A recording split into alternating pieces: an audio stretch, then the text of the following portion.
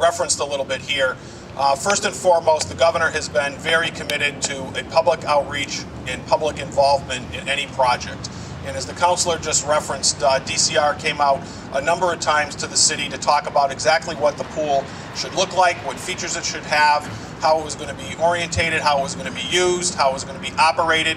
And I have to tell you that of all of the public processes that we've run, every single time we come out of that process with a better project than we went into, and it's because the community gets involved in the process and brings forward their opinions. And I firmly believe that the best decisions are made in the local communities, not by state officials and not by federal officials, but by the people that live in that community. So I want to thank all of you for your involvement of making Connors Pool a better pool for the future. The other tenet of the Patrick administration is partnerships, and we have a great partnership here with the city of Waltham. And when we go next year to have the operation of this facility, it is going to be in close partnership with the city in terms of the operation, because we understand that, again, it can be run better, more efficiently, and better meet the needs of the community when the city is operating the facility. So we want to thank the mayor and her team for being involved in that. And then the last component is the governor and the secretary, my bosses, said when you go back online, you have to be doing things better and smarter. And Secretary Bowles is the first Secretary of Energy and the Environment. And both of these come together under his leadership in the Secretariat. And he's going to speak a couple of minutes exactly why and how we are going to be better and smarter in terms of the operation of this pool in the coming years. It's pretty exciting. This is certainly a great day in terms of bringing a renewed recreational opportunity here to the city of Waltham, but it also reflects being better and smarter and looking to the future. So at this time, it is my great pleasure to bring forward the leader of the environment and the energy community in the Commonwealth of Massachusetts, Secretary Ian Bowles. Thank you very much, Rick, and congratulations, Madam Mayor, Representative Petrusian, and all those in the Waltham community. I think anyone who has spent any time with DCR, the former NDC, has really seen and felt the difference under Rick Sullivan's remarkable leadership and his entire team. And I want to thank all the DCR employees who are here today. You guys do a great job.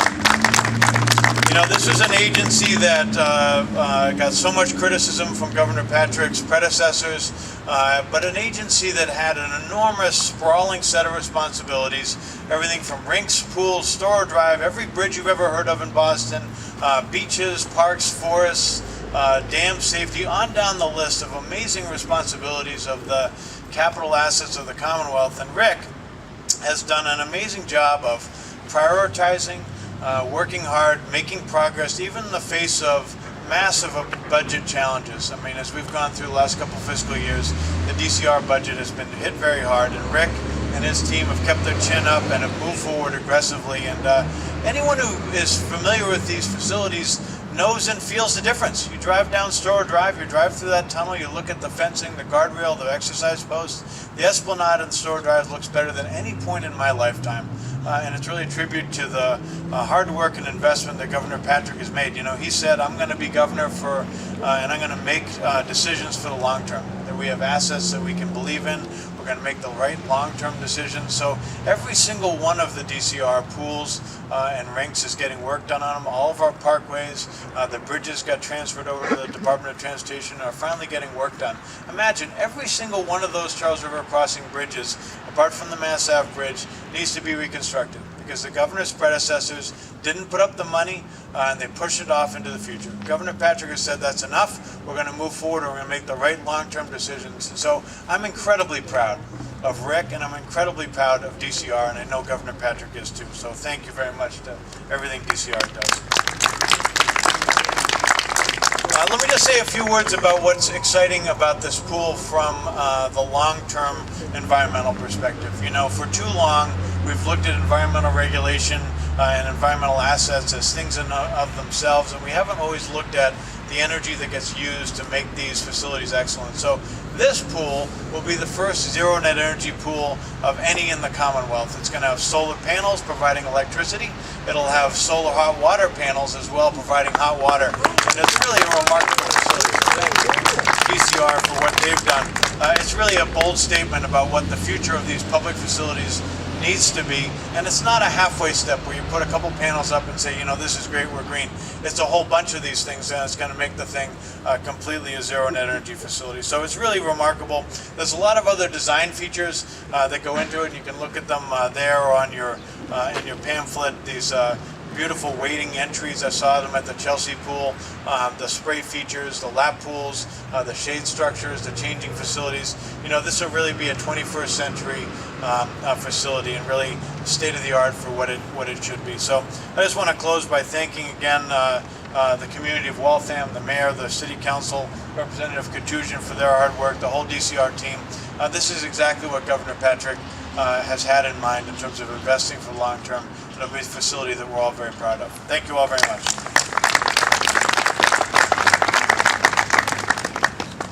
Thank you, Mr. Secretary. Thank you for your words and your leadership on these issues. No matter how great, however, any project may be, you always need to have your advocates, of which all of you here are, and then you need your leaders to keep government focused on what's important and, as the mayor said, be able to find the money.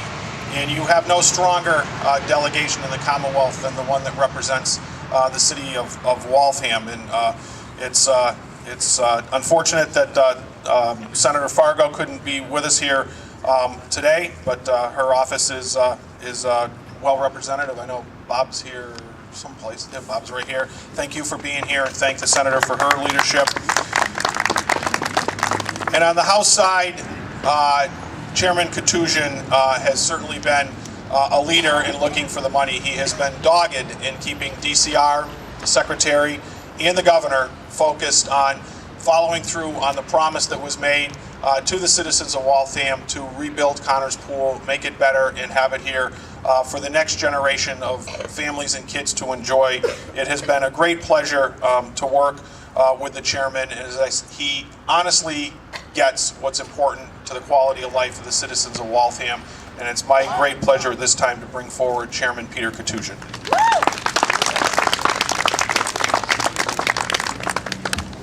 Thank you, Commissioner. I've got to tell you, today is almost like a dream, because this issue has been going on and caused so much consternation and caused us so much worry and so much hard feeling in this city. It was 1996. I was with Mary Early, and we were there was an earth cleanup day, and Mary was bringing me around the pool, and I still remember going around that side of the pool, Mary, and seeing the buildings and seeing the basement entrance that had been piled up. It had been flooded. There was trash. There was litter. I remember going through the locker rooms that had rusted and had been falling apart, and while the pool was functional, it simply wasn't a respectful place for people to prepare to go in the pool. And I thought it was a disgrace, and it wasn't respectful of the people of Waltham. You know, not everyone in Waltham can afford a summer home on the Cape or a membership to a pool or a club. And so there were many families that were simply having to go through that area that seemed unsafe, and it was certainly unclean, and then go into this pool. And I remember, that was 1996, going out and trying to get funding, and I remember the first 2 years or so, I got a $50,000 funding in order to kind of clean up the locker room, and that seemed like so much money at the time.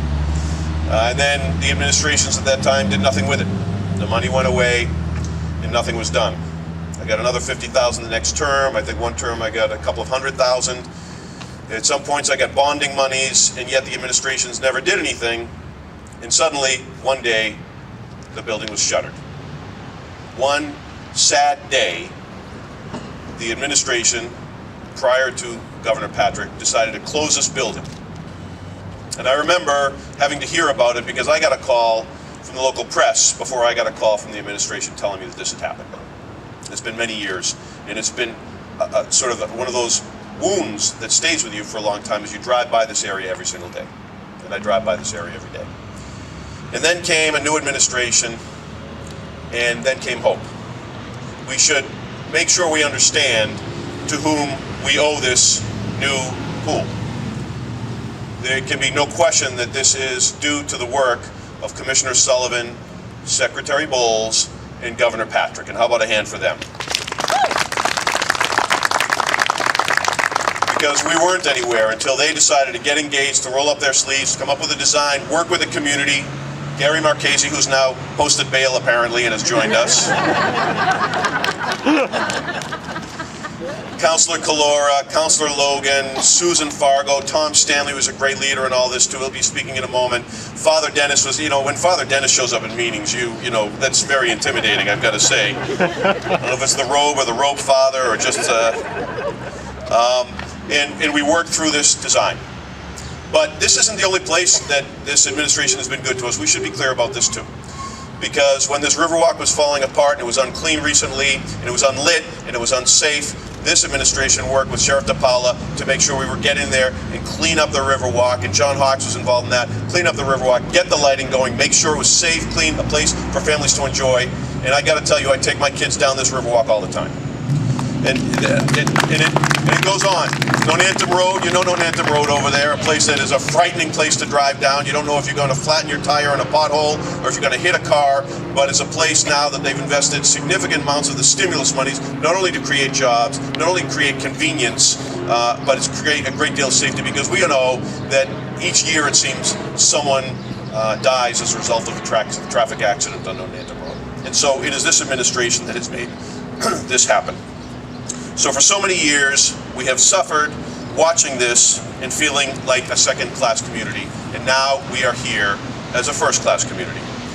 As the Secretary mentioned, this pool will have a great many features. So while we had always been moving in sort of the direction of larger pools like this pool, where only more experienced swimmers and certain people of age could swim, young adults could swim, many times seniors couldn't join in, many times the younger kids couldn't join in. Sometimes even smaller children couldn't join in, and they could go over to the wading pool, but that wasn't enough.